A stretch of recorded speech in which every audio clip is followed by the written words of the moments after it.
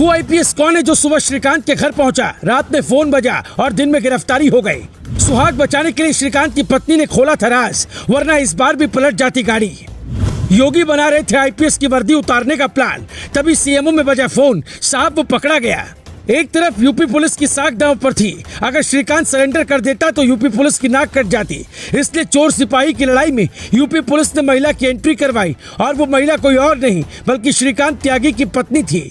Police ने त्यागी की पत्नी के साथ ठीक व्यवहार किया या नहीं, ये आप स्टोरी देखकर बताएं, लेकिन उसके पहले सुनिए कि इस आईपीएस अधिकारी ने श्रीकांत त्यागी की पत्नी को विकास दुबे का किस्सा सुनाकर डरा दिया था। सूत्र कहते हैं कि त्यागी के वकील और पत्नी से कहा गया कि अगर वो पुलिस की मदद नहीं करेगा तो उसका एनकाउंटर भी हो सकता है। ऊपर से आदेश है, कोई बचा नहीं पाएगा।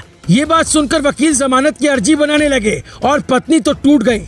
एक तरफ 8 टीमें छापा मार रही थी, फिर त्यागी की पत्नी पर दबाव बनाने की जरूरत क्यों पड़ी?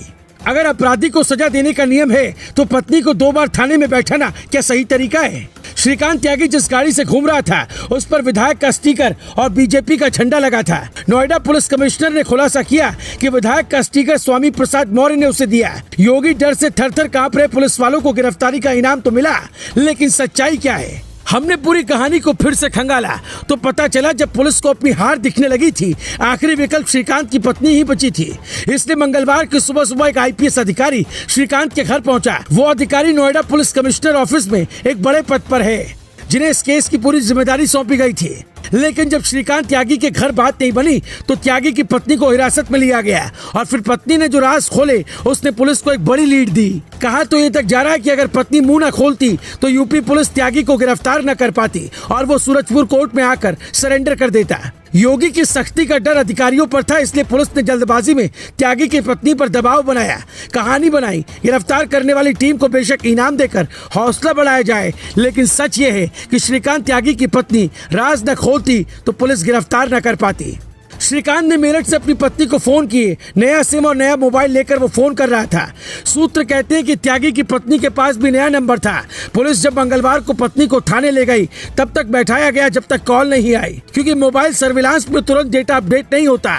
इसलिए पुलिस ने ये तरीका अपनाकर पता किया वो कहाँ है। पुलिस के सामने ही त्यागी ने अपनी पत्नी को फोन किया, और जब उसे पता चला कि उसकी पत्नी थाने में पुलिस वालों के साथ बैठी है तो गिरफ्तारी के लिए तैयार हो गया।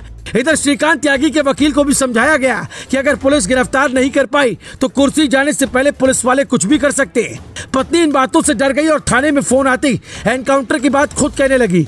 नोएडा पुलिस को जैसे ही लोकेशन मिली वैसे ही त्यागी की पत्नी को छोड़ दिया गया।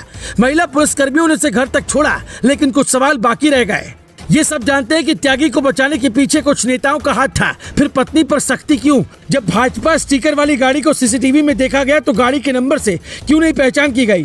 क्या पुलिस ये योगी को बता पाएगी कि आरोपी को गिरफ्तार करने के लिए पत्नी पर दबाव बनाया? यानी पुलिस का सारा तंत्र फेल हो गया था, सिर्फ पत्नी को ही डिटेन करने का आखिरी रास्ता बचा था। सवाल है कि त्यागी को बचाने वाले नेताओं का नाम पुलिस को क्यों नहीं मिला? उनकी गिरफ्तारी कब? जो सख्ती एक महिला पर दिखाई गई वो सख्ती उन पर क्यों नहीं दिखाई गई जो उसे बचा रहे थे?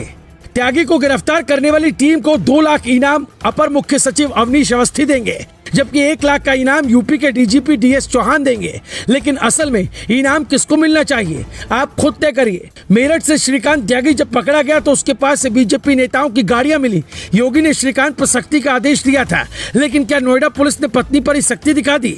गिरफ्तारी के बाद कोर्ट ने 14 दिन की हिरासत में भेज दिया।